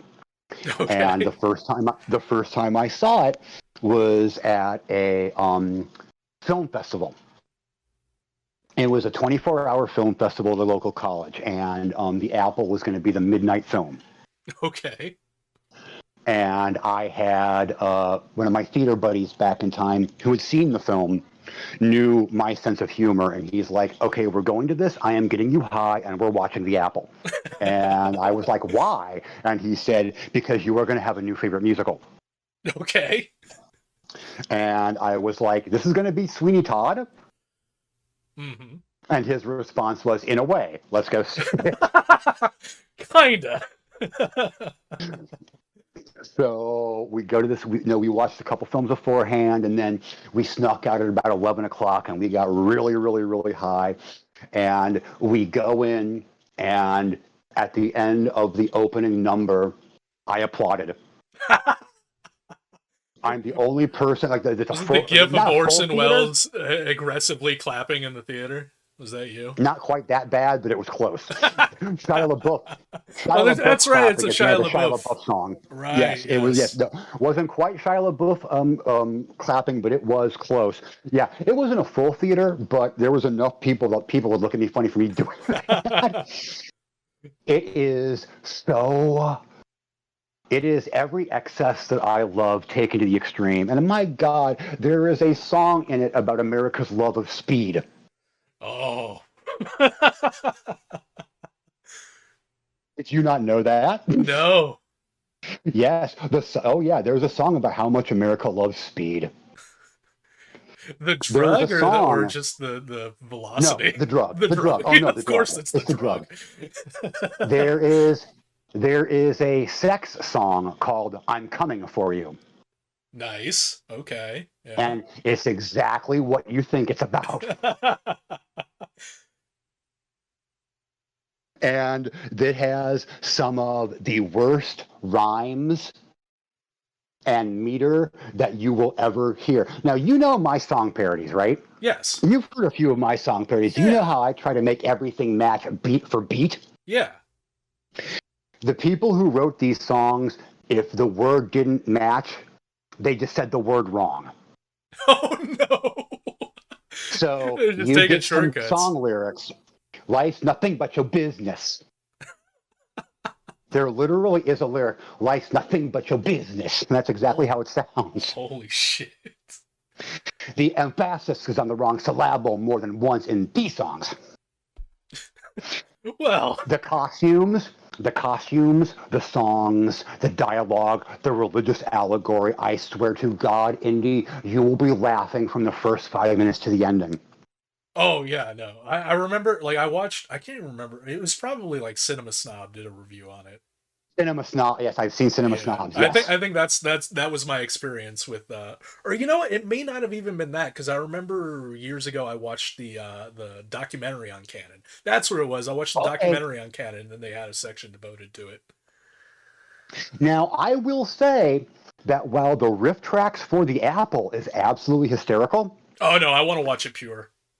I no, absolutely want to watch it you pure. need to watch it pure. No, you Yeah. need to watch it pure because you will definitely appreciate the finer. It's not quite Grease 2 for me Right. since it's not a sequel, but I mean, but it comes very, very close to Grease 2 level of I love the shit out of this for me. It's a shame that the only films that Menahem Golan directed were this, and I think he did Superman 4. And I think those are the only two films he did. Trying to Or remember. did he even do Superman 4? He might have just stopped after the Apple because the response was so horrible. I'm trying to remember. Was it him or was it Globus who did the like the sex comedy based in fuck, I can't remember what country. Like it was like the start, like the start of them getting together, or like him I'm not like sure. blowing I up. know what you're talking about, but I'm not sure. Yeah, I think one of them I directed that movie. And I Okay. can't remember because it's been years since I watched it was a great fucking documentary. Holy shit. It is a very good I did documentary. not I saw it too. realize I did not realize how many canon films that I had seen and mostly enjoyed over the years. Like I was not aware that they had done so fucking much. That's the thing. If you went to a video store in the late 80s, early 90s, pretty much all you saw were canon films. Yeah. Like fucking Texas Chainsaw 2 is a canon film. Like holy shit. Yep. Yep. Oh, yeah. And thanks to Texas Chainsaw, that's such a weird film. Another random tangent here. That's how I fell in love with Oingo Boingo. Oh. The very first Oingo Boingo song I ever heard was Oh, No One that's Lives Forever right, off of the because they're Texas on Chainsaw 2 Texas Chainsaw soundtrack. 2. I always forget until I rewatch it, and I'm like, oh shit, Oingo Boingo, nice. I remember seeing the movie and I loved that song. It's And used so when the well in the movie soundtrack too. came out, yes, when the soundtrack came out, I was like, I have to find out who did that song. And that was how Yeah, I got into Oingo Boingo. nice. Oh yeah. Oh yeah. Okay, we are tangenting out the ass. So We're do three you have tangents any deep. specific Chupa stuff? God, what more? I'm trying to remember back to what we were talking about on the show. If there's anything in particular, I think we covered pretty much everything. I was curious about what year it actually got made in. Um, I wanted to like ask if in fact like it was just a bunch of theater people doing the cast. I had a pretty strong notion it was, but I just wanted to clarify. We talked about the makeup and your role in it. I think we covered about all I can think of on Chupa, unless you have any other stories or trivia's to bestow. At least for me, I gave you the good stuff. You got all the good monster stuff. Fair, fair. And considering, like I said, I was only in the film for 5 minutes. That's only a couple of really good stories. Right. But I mean, hey, it's low budget, shot on video horror. So like the fact that we even got 5 minutes of monster is kind of a miracle. No, I've it's seen some of them absolutely that they have. It's a monster movie. You never see the monster, no, and they don't even do it well. freaking no, no. Well, all right then, sir. I'm going to be the mysterious dick. I'm going to say I'm going to go now. Ha ha ha. Since Haha. I'm gonna put that actor's ego in now. I'm gonna say I'm done with you now, so you may leave. I've got to go get my Botox. Bored now. And on that note. All right, so that'd bring us to the Abominations of Frankenstein. Frankenstein. Frankenstein from 2021. That's a definite year. Ja. Mm-hmm. That was your pick. This was my pick, and it was actually done by a friend of yours, Yeah. Sebastian Godin. I'm sure Yes. if my French accent was better, I could say it much more eloquently. I apologize, Seb. But yeah, he is delightfully skilled and Yes. delightfully cheery. And I enjoyed watching him be the little monster well, the little monster. The as Seb's, you know, IMDb page gives you oh so much, such as his name, that he's an actor, writer, director. He's known for Eating Out, The Abominations of Frankenstein, and Bad Luck Streak in Dancing School, which was just released. It was a short. And that he's 6'2". Hey. So he's not a little monster. He's a tall monster. No. But yeah, that's all we get. That's all That's we know. it. And he's from Ontario. Yeah. So that's about all the trivia I really honestly have. Other than, you know, we have Heinrich von Frankenstein, and Clairville. I enjoyed the name Clairville. I do not know if that is from the original story. If it is, then my ignorance doth, you know, show. But like, dude, the Clairville is a fucking cool name. I don't know why I think it's cool, but it just does. Clairville. But I also, you know, it was really well done.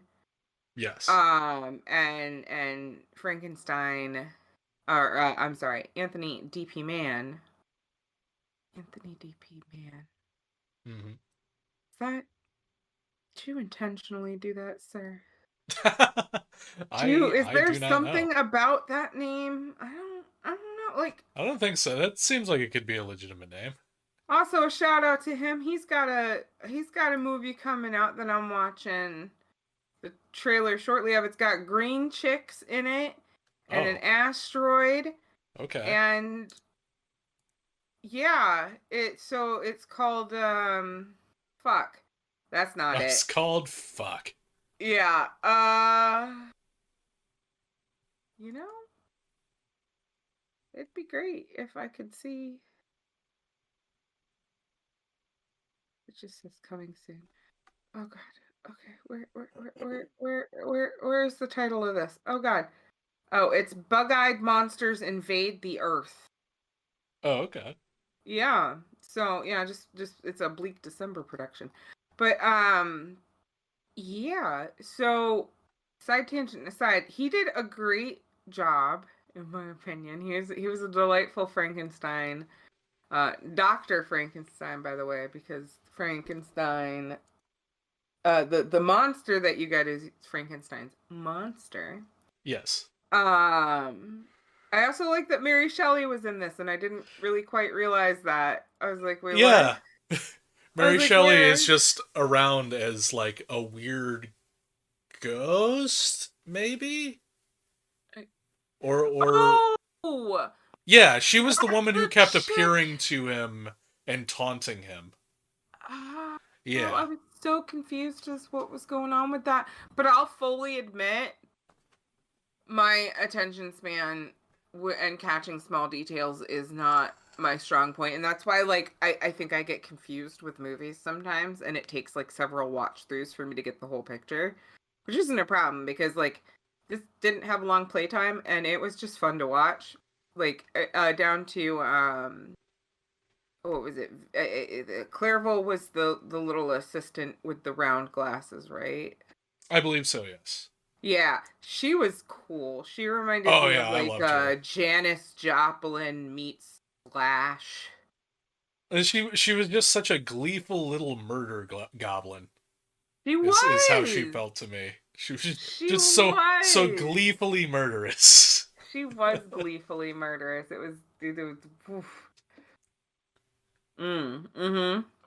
No, I had a fun time watching like the acting and everybody doing what they were doing, and like to know that there were only like 7 people involved in in the cast. Right. There are only 7 people. But like it was a good time. I had a good time. What'd you think? Because like you clearly enjoyed it. You also are familiar with more of Seb's films than I am. Yeah. So like how'd you feel about it? I fucking love this movie. Like this is the second time I've seen it. And like I remember the first time I watched it, I really, really enjoyed it. It's of the things of Seb's that I've seen most of them. This is by far my favorite of his. Mm-hmm. And rewatching it, I was like pretty much instantly reminded at just like how much I fucking love this movie. How fucking gorgeous it looks. Um, Mm-hmm. with the vibrant colors and just the shots, and the performances. Uh, it strikes me. It feels it reminded me in a lot of ways of the Love Witch. Mm-hmm. Mm-hmm. Because within like the confines of certain scenes and within the confines of the characters themselves, they feel like they're from a different time period, even though it's very clearly set in the modern day. Right, it But is. within the character's sphere of influence, it seems like they transport everything close to them back to this olden time, much like how Mm-hmm. that happened in the Love Witch. And I'm not sure if in the Love Witch, I remember we were talking about it, and I don't think we could determine if that was an intentional choice or not. I feel like it was an intentional choice in the Love Witch. In this, Yeah. I'm sure it was just because like, look. Mm-hmm. Creating an entire period piece on a low budget, fucking impossible. So certain, concessions must be made, but it works. It works in the same capacity because that's how it feels. Because like when you're with the characters, and they're all like they feel like they're from like the 1930s or the 1800s. Probably the 1800s more so. I don't know why I said 1930s. Probably because that's when the first Frankenstein movie came out. Well, the first Universal Frankenstein movie came out. But like it feels like they're from the 1800s and they exude Mm-hmm. this aura of the 1800s around into their environment and also to the other characters that they come into contact with. Mm-hmm. Um which creates this very cool like surreal atmosphere to it that carries out through the entire film. Um Yeah, I do really really love that Mary Shelley is in there as just like a weird phantom that either she's a Mm-hmm. weird phantom or she's literally just a hallucination of Frankenstein's Mm-hmm. um that she's haunting his mind, but she's not actually real. But I choose to believe that she is actually real. She's some kind of vengeful phantom that's chosen to spend her afterlife just fucking with Frankenstein. Mm-hmm. um, and then yes, Vicky Bettis is Clerval, the gleeful little murder goblin. She was amazing. Mm-hmm. She The really was. costumes, the throughout, like the costumes are just gorgeous in a kind of again 1800s steampunky kind of vibe. Um, I also write he's only in the one scene really, but Steve Kassan as Dr. Gwyn, the Frankenstein Mm. fanboy who desperately wants to join in on the mad science experiments. He did. He so bad wanted to. He was like, I just want to be your buddy. And he's like, nah. I'll take your heart though. Yeah, yeah. Thanks. I wish to fuck this heart. Oh my It's one of god. the great lines I jotted down. Also, Frankenstein saying "Faces come and faces go." Mm-hmm. uh, Mm. and then also Allie Chappell as Agatha, the blind woman in the woods. I thought she was great too, and the visual design on her was wonderful as well. She looked like she was straight out of a Lucio Fulci movie. Oh yeah. No, I will agree with that. That was a great shot. Hmm. There were a lot of good shots in this actually. Like he definitely he pushed the limits with this, and like it was good. You can tell he worked totally with what he had. Yeah, and did amazing things with it. He Because like did. again, it's a movie that you can feel that like there were constraints, like there were budgetary constraints, but within those constraints, like the sets and the costumes and everything like that, the production value is off the charts. Mm-hmm. It's just very small in scope, which I think works for the movie. So, and I'm gonna have to ask him this at some point, but when Gwyn's getting his heart ripped out by Clairville, or cut Mm-hmm. out really, I'm fairly certain she's doing it with a spoon.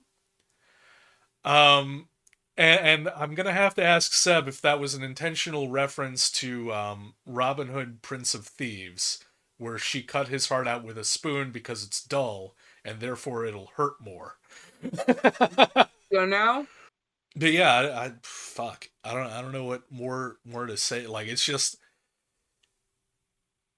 again, it's my favorite of his that I've seen, and he has a visual style, and certain recurring elements in his plots that he goes into a lot of mad science, and stuff Mm-hmm. like that. This one, like, not that I've enjoyed all of the stuff that I've seen from him.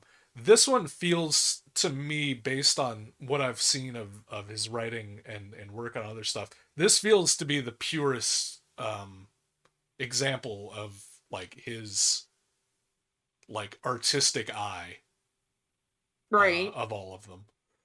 Yeah, So I that can see also makes that. it particularly cool to watch because it just feels like it's pure Seb just pouring everything out that's Yeah, been it was good. creeping Yeah, around inside of his head. I would equate it to an Argentio or There's a lot Argento. of Argento stuff influence in it feels Oh my like. god. Yeah. Argento. Yeah, like, and that's The a color wholehearted design, the compliment. lighting, yeah. Mm-hmm. And like that's like a totally valid way to do it. And like I think it helped add to the creepiness Mhm. to it, utilizing what you can control with the budget that you have. And I think this is a prime example of how to do that Yeah. and make something great. Mhm. Now, don't get me wrong, Hollywood would still have it, but Hollywood at anything that's not fucking Avatar. Right. So, like, whatever. And Hollywood's over bloated at this point in time, and I'm I kind of mean, they have enjoying been. the. Yeah, they have always been. But like it is what it is. But like this was thoroughly enjoyable. This is what movies should be. You know, Mhm. they used to be an art form. Now they're just cash grabs. It used to be. I remember watching. Um, I remember watching. Annie, and the scene where. Actually, have you ever seen Annie? No. Yeah. Okay, so she's an orphan girl that gets adopted by a rich man. Wildest dreams comes true. Basic feel good Right. story. Yeah. And in one of them, well, in the movie, the first musical movie that came out, um, they all go to the movies, and it's this huge fucking event. Like, there's these like singers beforehand, and like it's a big thing to go to the concessions and see like the popcorn popping and like all this, and like fast forward to now, and it's just like, man, I remember when movies, like, and for me going to the movies is still an experience, Right. but like for so many others it's simply plop down in a chair and watch a movie, like, and like I don't know, to me, Well, I like, mean, yeah. and I get that, but like it felt like it was more of a cultural thing, Yeah. for it to be a bigger thing, and like there was more heart put into the films that were out there. Now I'm probably fucking looking at it through rose tinted glasses to fucking hell. Don't get me wrong, I'm aware old school Hollywood had its issues as well, Well, that and but honestly, neither one of us lived in like any time no. period where Well, like that would have been a thing. We and both how exist. Grams talked We about both it, were born in the post blockbuster era because we were yeah, both born after Jaws came out. So like, especially like, and it was about making money before then too. But like yeah, Jaws being like the first like, oh shit, we can make a lot of fucking money. yeah. Well, These are no longer just like a means of telling a story or a means of crafting art. These are these are potential like just cash cows. Mm-hmm. So these are products now. So like yeah, but to be fair, there's still like our artists working in film today that Oh, of course, of course. No, I'm not saying that like that there isn't. What I guess I was trying to get at was, and no, you are correct. I did not live in that era, but like when I hear Grams talk about movies and yeah. like the just this awe around them and how they used to be and how it seems like there was almost like a modicum of respect Hmm. around it, and now it's just like it's gotten better to some degree, don't get me wrong, but like it used to be about the movies and now it's less about the movies and like what it's portraying, and it's more around what's going around the movies and all, like Yeah. yeah, and like it's all about like what's the best budget, and then everybody just like, I kind of understand what why Spielberg, and I get it now, why they're getting bent out of shape, that people, they don't want their stuff digitally released. They want movie theaters to still be a thing and stuff like that. Like I get it. Yeah. Like I don't think I quite understood it until like watching these movies, really, that like we're we're losing the part of it that makes it an art. If we keep it's just going to be another cash grab, and like that's you know it, and it takes someone truly special to keep the heart in it, and keep it completely fucking digital. I mean, it's an issue across the board, working virtually from home.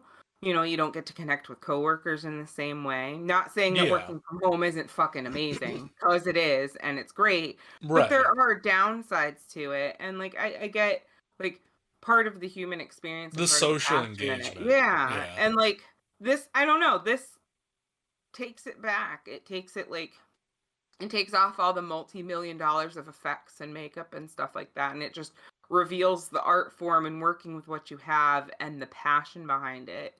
And it's just a really pretty thing to like watch unfold. And even as somebody who doesn't like watch a whole bunch of movies outside of this and Once Upon a Time in Hollywood, um which we've gotten over 100 times now, this was a delightful rendition of Frankenstein.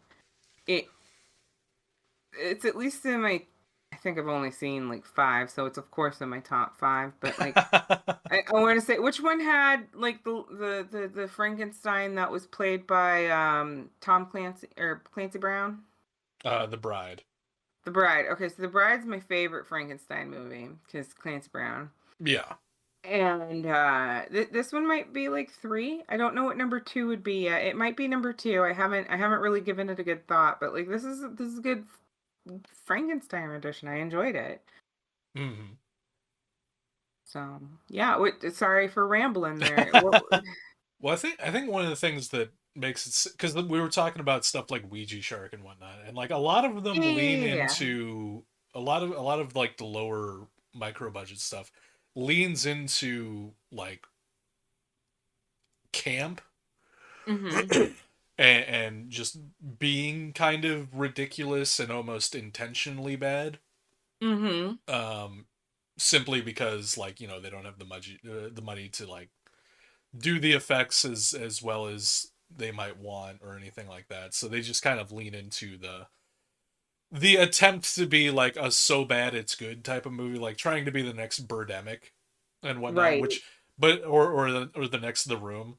But the issue Mm-hmm. with a lot of them is that it's very clear, or it's usually very clear when a movie is trying to do that versus the ones that actually like The Room, like Birdemic, where no, those were very sincere attempts to make a legitimately good movie. However, Mm-hmm. many things Yep. went very wrong to create the weird train wrecks that they actually are. Mm-hmm. But it was that original passionate intent to make a legitimate good movie at the core of it that makes Mhm. how bad they are so entertaining. So when you have the more formulaic attempts to make something that's so bad it's good from the start, feels a lot more hollow, and it doesn't land as well. They can still be pretty ridiculously entertaining, but it rings a bit more hollow. All that is preface to say, I really enjoy how the Abominations of Frankenstein at no point even tries to go that route. It's not that it's an ultra serious film, because it's quirky, it's campy in its own way, but those were stylistic choices that enhanced the film rather than a cop out or an attempt to be marketable as like a so bad it's good movie. Right. But the characters take themselves very seriously and everything like that. Like so the fact that it is done, it's done pretty much. It's done straight. I think makes it's done straight, and it's not afraid to be weird, and it's not. At no point does the movie feel like it's ever trying to apologize for how low budget it is. Listen, if I've learned anything, is if you can flesh a Frankenstein, you can do whatever the fuck you want. Good movie at the core. Your Wait, flesh for, like for if Frankenstein. Yeah, Again, Flesh something for that I feel this Frankenstein, movie with the line "I wish to fuck this heart." That evokes Flesh for Frankenstein right there with Udo Kier saying, "Sometimes you have to fuck life in the gallbladder." Like that's I gotta believe that was a direct reference. But to no, Flesh and for I Frankenstein. totally understand. Like, All but that like, no, is, that's what I'm saying. Like, if you preface can make to Flesh say, for Frankenstein, if you I can really make enjoy Cannibal Holocaust, if how you can the make Abominations all of these other, like, Frankenstein why at no not? point Like, it just even fucking tries to go that route. go for it. Like, Yeah, it's a it's fucking not movie. that it's an People need to ultra-serious stop film. taking these movies Because so it's fucking quirky, seriously. it's campy in its own way. Like, but those no, were like, stylistic choices they're that movies. enhanced It's the film.